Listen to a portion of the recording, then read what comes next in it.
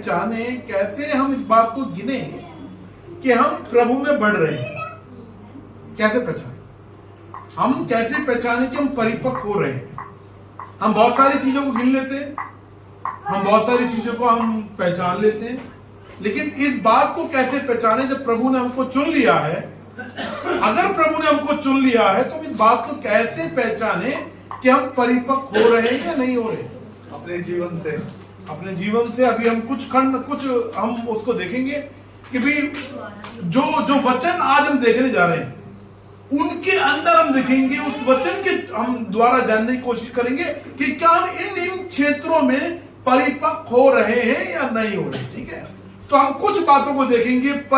एक परिपक्व मसीह की पहचान, ठीक है, ये विषय जिसको हम देखेंगे, एक परिपक्व मसीह की पहचान, और 4 बातें इसके अंदर देखेंगे। मेरे साथ निकाले मत्ती उसका 5वां अध्याय, और ये जो अध्याय है ये पहाड़ी उपदेश जिसको बोला जाता है। प्रभु यीशु मसीह संदेश दे रहे हैं, प्रचार कर रहे हैं यहाँ पर, और अलग अलग विषय में यीशु मसीह, जैसे हम कैंप में जाते हैं, हम 5-6 प्रचार एक साथ में सुनते हैं अलग अलग दिन में।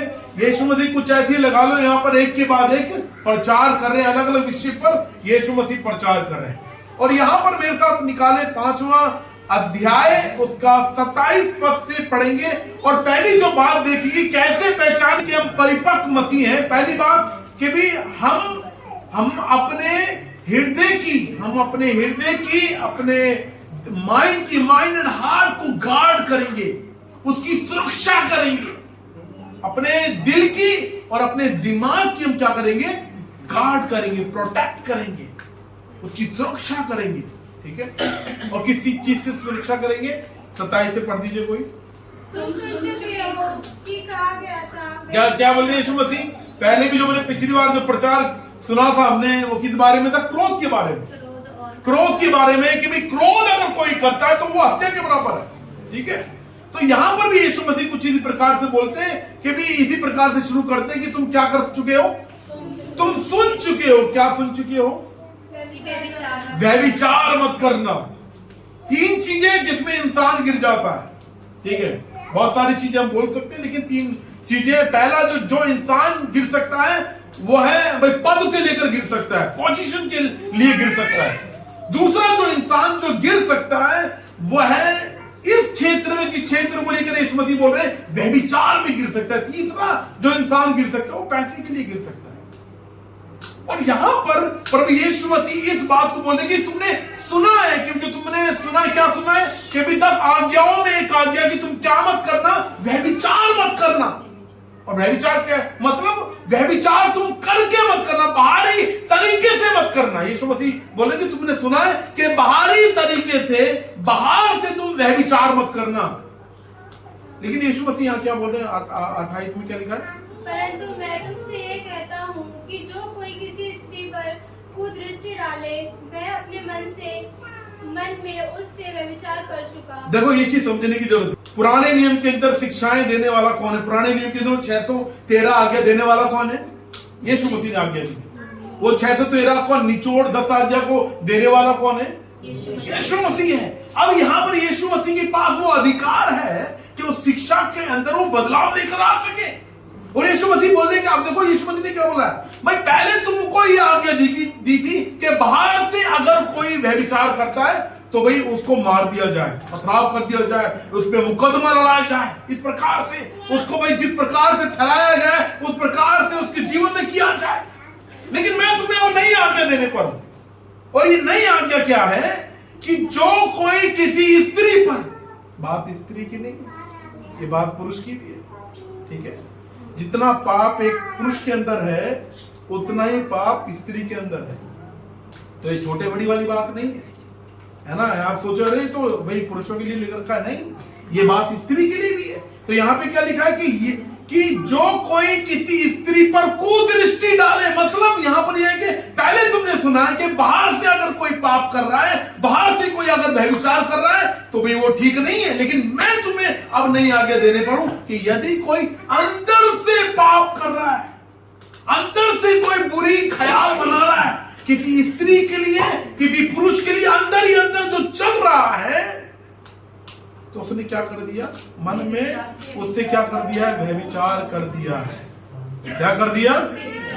और यहां प्रभु का वचन बता रहा है कि कैसे पहचाने कि हम परिपक्व मसीह हैं, कैसे पहचाने कि हम परिपक्वता में बढ़ रहे हैं, कैसे पहचाने कि भी हाँ हम परिपक्वता की इतनी सीढ़ी चढ़ चुके हैं, हम एक अच्छे मसीह के रूप में बढ़ रहे हैं। और ये बात यहां पर यीशु मसीह बोल रहे हैं कि अगर हम प्रभु को जानते हैं, अगर प्रभु हमारे जीवन में आ गए, अगर हम परमेश्वर के हो गए, तो ये बात बहुत महत्वपूर्ण हो जाती है कि यदि हमारे अंदर किसी के लिए व्यभिचार वाले, बुरे वाले ख्याल आ रहे हैं अंदर ही अंदर, तो सोच लीजिए कि हमने क्या कर दिया उस व्यक्ति के लिए, व्यभिचार कर दिया। वो कोई भी हो सकता है, वो किसी भी स्त्री, किसी भी पुरुष, किसी भी भाई क्या कहते हैं लड़की या लड़की के लिए हो सकता है। और सोचिए इस बात को लेकर अगर हम मसीह हैं, ये बहुत महत्वपूर्ण विषय है, ये बहुत महत्वपूर्ण बात है कि हम प्रभु के जो जोने, चाहे वो शादीशुदा है, चाहे वो विवाहित है या वो अविवाहित है, ये बात महत्वपूर्ण है कि हमें ना सिर्फ प्रभु को वचन बोल रहा है बाहर नहीं, हमें अपने अंदर से अपने दिल को, अपने माइंड को क्या करना है, प्रोटेक्ट करना है, गार्ड करना है, ताकि हमारे अंदर किसी भी स्त्री या किसी भी पुरुष के लिए क्या बुरे ख्याल ना आए। और यहां पर बता रहा है कि यदि ऐसा हो रहा है तो देखिए क्या क्या बोल रहा है 29 में, देखिए यदि तेरी दाहिनी आंख तुझे ठोकर खिलाए तो उसे निकाल कर फेंक दे, क्योंकि तेरे लिए यही भला है कि तेरे अंग में से एक नष्ट हो जाए और तेरा सारा शरीर नरक में न डाला जाए।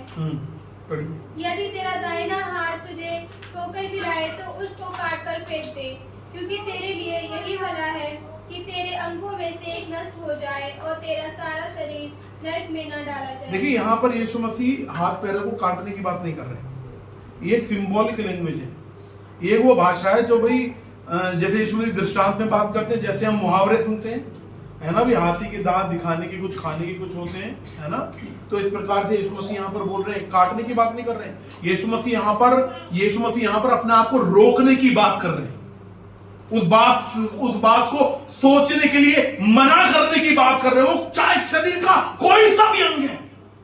और वो जो अंग है कहां से कंट्रोल किया जाता है, हमारे शरीर का कोई भी अंग कहां से कंट्रोल किया जाता है, हमारे माइंड और हमारे हार्ट के द्वारा। अभी सवाल उठता है कि प्रभु ने हमको चुन लिया, प्रभु ने हमको अपनी बेटी बेटा बना लिया, और यहां पर आज हम इस विषय को देख रहे हैं कि हमें परिपक्व मसीह बनना है, उसको कैसे पहचाने। और हम इसमें पहली बात ये देख रहे हैं कि भी हमें क्या करना है, अपने माइंड और अपने हार्ट को गार्ड करना है, प्रोटेक्ट करना है, उसको सुरक्षित रखना है। अभी बात उठती है कि हम कैसे कर सकते हैं, भैया हमने तो सुन लिया है, ये इस बात से तो मैं जूझ रही हूं, इस बात से तो मैं जूझ रहा हूं, और मैं प्रभु को प्रेम करती हूं, मैं परमेश्वर को प्रेम करता हूं, लेकिन मैं इस बात से जूझ रहा हूं, मैं कैसे इससे बाहर निकलूं। अपने जीवन में सक्रिय रूप से पवित्र आत्मा को काम करने दें। पवित्र आत्मा जो हमारा परमेश्वर है, पवित्र आत्मा जो हमारा रक्षक है, पवित्र आत्मा परमेश्वर जो हमारा सहायक है, पवित्र आत्मा परमेश्वर जिसने हमको विश्वास का दान दिया, उसको सक्रिय रूप से अपने जीवन में काम करने दे, उसको रोके ना। और जब उसको अगर सक्रिय रूप से काम करने देंगे, ध्यान देना हम सबके पास स्मार्टफोन है, हम सब स्मार्टफोन है, हमारे पास वाईफाई है, हमारे पास 5G वाला तेज चलने वाला भाई इंटरनेट है।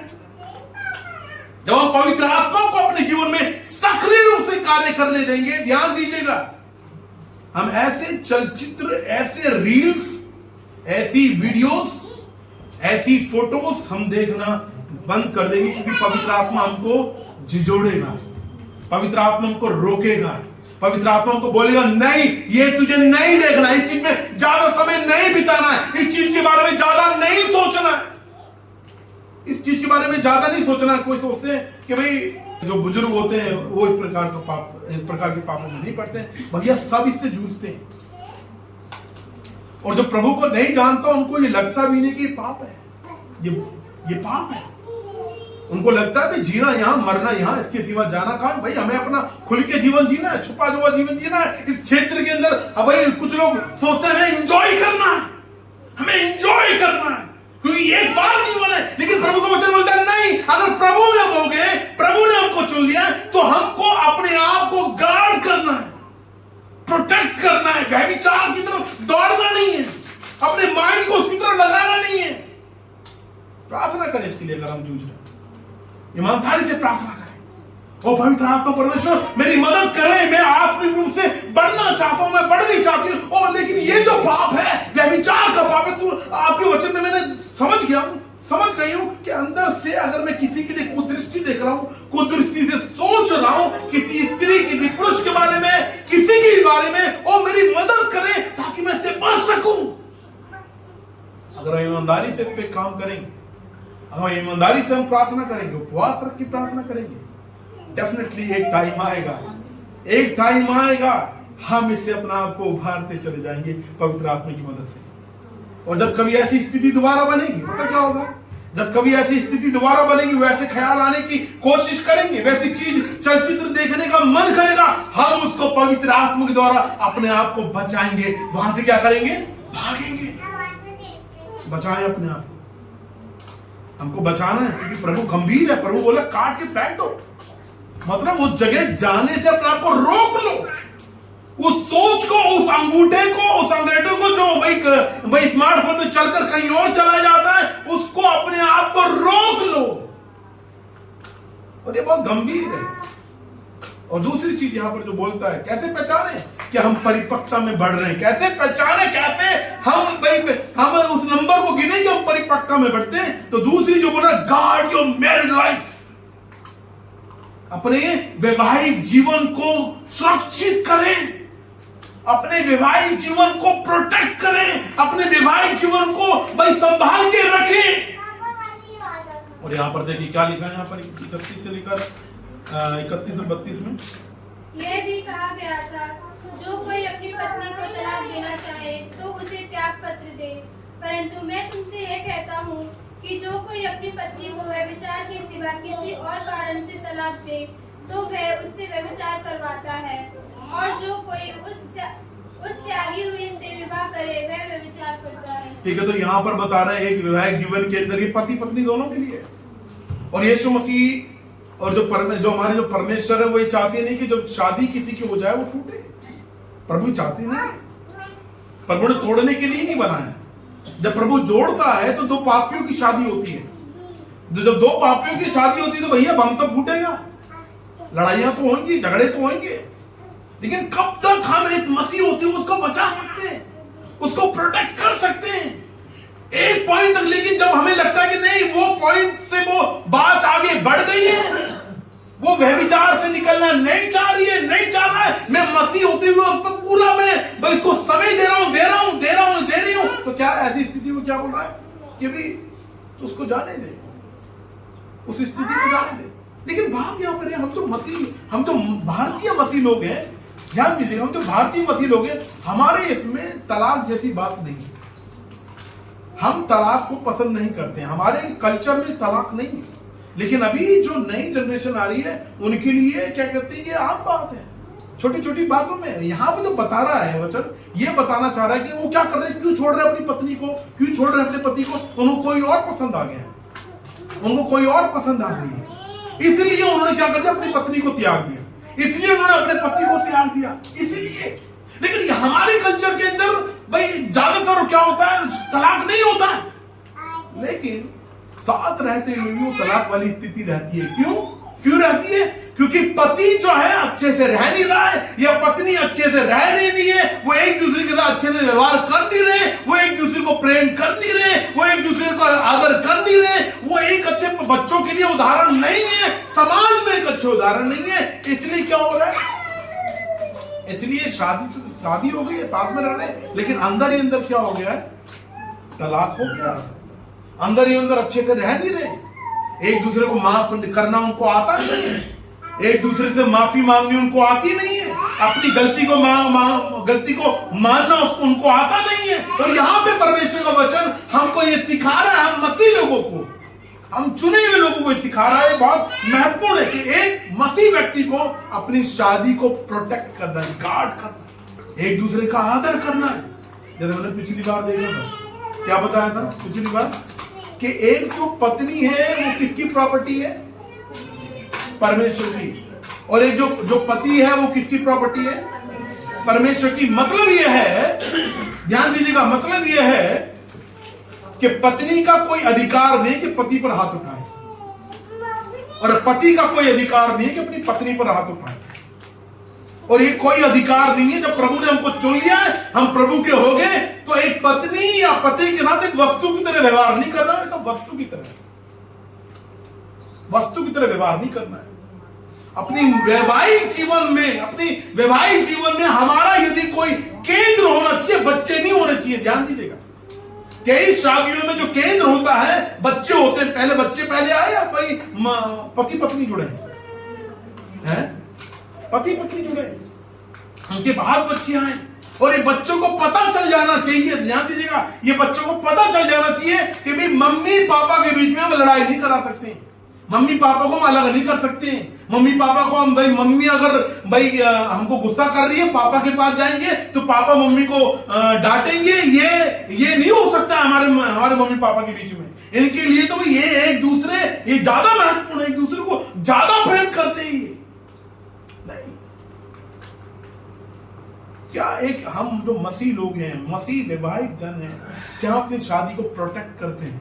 क्या हम एक दूसरे को प्रेम करते हैं? क्या हम एक दूसरे का आदर करते हैं?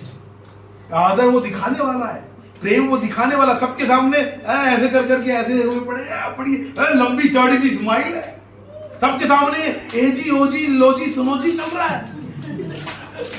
लेकिन जब घर पहुंच गए तो घर में जो चल रहा है वो अलग ही चल रहा है। बाहर की कहानी अलग, घर की कहानी अलग है। नहीं, ये बिल्कुल नहीं है। अगर हम मसीह हैं, अगर हम सच में प्रभु ने हमको चुना है, अगर हम परिपक्वता में जांचना चाहते हैं कि बढ़ रहे हैं नहीं बढ़ रहे, तो पहली बात यहां बता रहा है कि क्या करना, अपने माइंड और अपने हार्ट को क्या करना, गार्ड करना है। किस चीज से गार्ड करना है? व्यभिचार से। किस चीज से गार्ड करना है? व्यभिचार से अंदर आने नहीं देना, भागना है। जितनी तेज भाग सकते हैं, जितनी तेज अपने आप को सही दिशा में लेकर जा सकते हैं, पवित्र आत्मा की अगुवाई में हमें अपने आप को बचाना है। दूसरा क्या करना है, जो शादीशुदा लोग हैं उनको क्या करना है, अपनी मैरिज को, अपने वैवाहिक जीवन को गार्ड करना है, प्रोटेक्ट करना है। क्या करते हैं? ये सवाल भी है, क्या हम करते हैं? वो तीसरी चीज जो यहां बता रहा है, गार्ड योर वर्ड्स। क्या करना है? गार्ड योर वर्ड्स, मतलब अपने शब्दों का प्रोटेक्ट करें, अपने शब्दों को पहचाने, अपने शब्दों को देखें कौन से शब्दों को हम इस्तेमाल कर रहे हैं।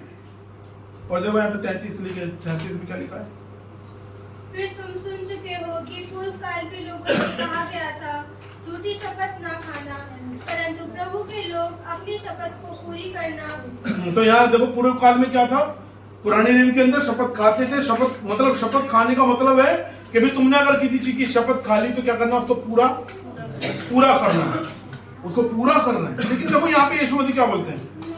परंतु मैं तुमसे ये कहता हूँ कि कभी शपथ ना खाना। क्या बोल रहे हैं यीशु मसीह?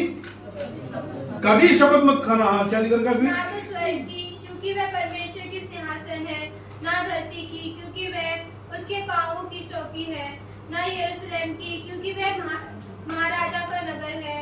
अपने सिर की भी शपथ ना खाना, क्योंकि तुम एक बाल को भी ना उजला ना काला कर सकते। ठीक है, तो यहाँ पर बता रहा है कि पहले बोलो तुम शपथ खाते थे, तुम शपथ खाते रहे हो, लेकिन अब मैं तुम्हें एक नई आज्ञा देने पर हूं। तुमको अगर मैंने चुन लिया है तो मैं तुम्हें एक आज्ञा देने की, तुम्हें अब शपथ नहीं खानी है, कसम नहीं खानी है, मां कसम नहीं खानी, बहन कसम नहीं खानी, विद्या कसम, ना खुद की कसम, अपने बच्चों की कसम, रोजी रोटी की कसम, तो ना अपने रोजी रोटी की कसम है ना, ये कसम, भगवान कसम। और यहां प्रभु का वचन बोल रहा है, नहीं कसम नहीं, नहीं क्या सतीश भी कुछ कह रहे? वर्दी कसम, वर्दी की कसम, जॉब की कसम है ना। कुछ बोलता है मैं कसम खा रहा हूं, अगर मैंने कुछ झूठ बोल रहा हूं मैं अभी मर जाऊं, ऐसी वाली कसम भी खाते हैं। सच, दूसरे को सच दिलाने के लिए दूसरों को बच्चों की कसम खाते हैं, पड़ोसी की कसम खाते हैं, पता नहीं कौन कौन सी कसम खाते हैं। और यहां बोल रहा है कि नहीं नहीं नहीं, अब प्रभु ने हमको चुन लिया है, अब हम प्रभु के हो गए हैं, अब हमारी जो भी हम सुनते आए हैं पूर्वजों से, पूर्वजों से हमने जो भी कुछ सीखा है, कुछ भी हमने सीखा, अब हमें वो नहीं मानना है। हमें देखना, तुलना करना प्रभु के वचन से। प्रभु का वचन क्या कहता है?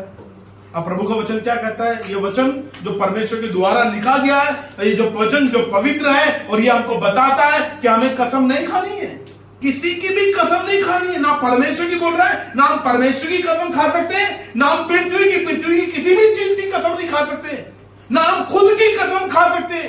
यहाँ प्रभु का वचन मना कर रहा है। हाँ, और देखो आगे क्या लिख रखा है यहाँ पर 37 में देखो क्या बोल रहा है प्रभु का वचन। परंतु तुम्हारी बात हाँ की हाँ या नहीं की नहीं हो, क्योंकि जो कुछ इससे अधिक होता है वह बुराई से होता है। ठीक है, तो मतलब हम जो मसीह लोग हैं, अगर हमने हाँ कर दिया तो हमारा क्या हाँ है, अगर हमने ना कर दिया तो हमारा क्या है? ना है। एक बार मतलब एक पास्टर जो बर्फीली इलाके में वो सेवकाई करते थे, बर्फीले इलाके में, और वो घर विजिट करते, जैसे हम विजिट करते हैं, भाई जो बुलाते हैं विजिट करते हैं, वैसे विजिट करते थे। तो एक समय की बात है जब क्या कहते हैं वो भाई पता चला कि बर्फीले तूफान आने वाला है और उनको कहीं विजिट करना था, और उन फैमिली ने कॉल करके बोला कि भैया क्या कहते हैं भाई ऐसे ऐसे, क्या आप आ रहे हो नहीं आ रहे? उन्होंने बोला हमने बोल दिया आ रहे तो हम आ रहे हैं, हम आएंगे। और 7 बजे का जो भी टाइम था, 7 बजे का टाइम था, वो पहले पहुंच गए, वो पहले पहुंचे। सोचो हमने कितने वायदे हमने प्रभु से किए। जब प्रभु ने हमको चुना था, हमने कई कितने वायदे प्रभु को बोले थे, वो कलीसिया को लेकर हमने अंदर ही अंदर हमने वायदा किया था। हमने बहुत सारी वायदे को हमने प्रभु से किए थे, और सोचो उन वायदों को क्या हम पूरा करते हैं नहीं करते? प्रभु को वचन बोले नहीं, तुम्हारी बात हाँ की हाँ और तुम्हारी बात ना की ना, उससे आगे जो भी होता है वो क्या बुरा है, वो बुराई है। तो इसलिए जब हम अपने मुंह से कोई भी शब्द बोले तो प्रोटेक्ट योर वर्ड, संभल कर बोले, हाँ की हाँ और ना की ना। मेरी शादी की भी बात अभी भी याद है। एक हमारे डीबीएफ में एक सीनियर पास्टर थे, और मैंने जब उनको शादी कार्ड दिया, वो मुझे पता कि वो बहुत बिजी रहते हैं। मैंने कहा सर, मैंने कहा पास्टर मैं आपको मेरी शादी में आपको आना है। उन्होंने बोला हाँ मैं आऊँगा, उन्होंने बोल दिया हाँ मैं आऊँगा। लेकिन उनके शेड्यूल ऐसा था कि उनका और भी कहीं जाना था, लेकिन उनका ये था कि भी मैंने बोल दिया कि आना है तो मैं आऊँगा, और वो आए। और उन्होंने बताया कि मुझे अभी मैं आया हूँ, लेकिन मैं चला जाऊँ क्योंकि मुझे कहीं और जाना, क्योंकि मैंने आपको वायदा किया था मैं आऊँगा तो मैं आऊँगा। Why? और सोचो हमारे शब्द कैसे होते हैं, हमारे शब्द कैसे होते हैं जब प्रभु को हम वायदा करते हैं, जब हम लोगों से वायदा करते हैं, जब लोगों को बोलते हैं हाँ, जब वो लोग करते हैं ना, तो क्या हम उस पर खड़े रहते हैं एक मसीह होने के नाते या नहीं? यहाँ प्रभु का वचन बोल रहा है अपने शब्दों का गार्ड करें, प्रोटेक्ट करें, संभाल के बोले, क्योंकि ये एक मसीह, एक सच्चे मसीह जीवन की पहचान है। और चौथी जो बात बोलता है, guard your relationship with others, अपने दूसरों के साथ रिश्ते को गार्ड करें। और देखिए 38 से लेकर 42 में क्या लिखा है? तुम सुन चुके हो कि कहा गया था आंख के बदले आंख और दांत के बदले दांत। ठीक है, तो यहाँ यीशु मसीह बोल रहे हैं कि जब तुमसे सुना गया था अगर कोई तुम्हारी आंख फोड़ दे तो तुम क्या करो? सामने वाले की भी आंख फोड़ दो। पुराने नियम में जब तुम्हारा कोई दांत तोड़े दे तुम भी सामने वाले की क्या तोड़ दो? दांत तोड़ दो। बड़ी खुशी हो रही है बोलते हैं, बड़ा खुश हो रहे, दिल की बात निकल रही है।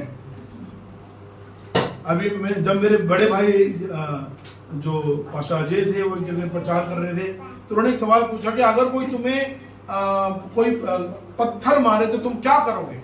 और छोटा सा बच्चा था, उसने बोला तुतलाते हुए उसने कि मेरे को अगर कोई पत्थर मारे तो मैं उसको ईंट फेंक के मारूंगा।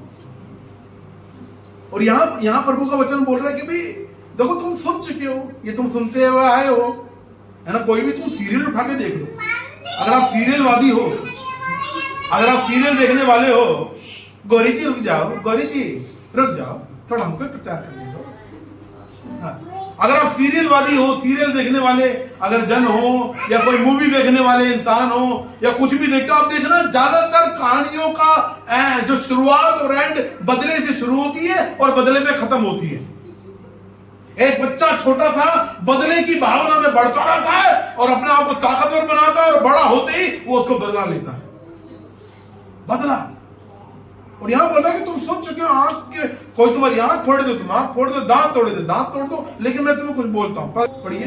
परंतु जो कोई तेरे दाहिने गाल पर थप्पड़ मारे उसकी और दूसरा भी फेर दे। तो यहाँ क्या बता रहे हैं कि यदि कोई तेरे दाहिने गाल पर थप्पड़ मारे तो तू क्या कौन सा फेर दे?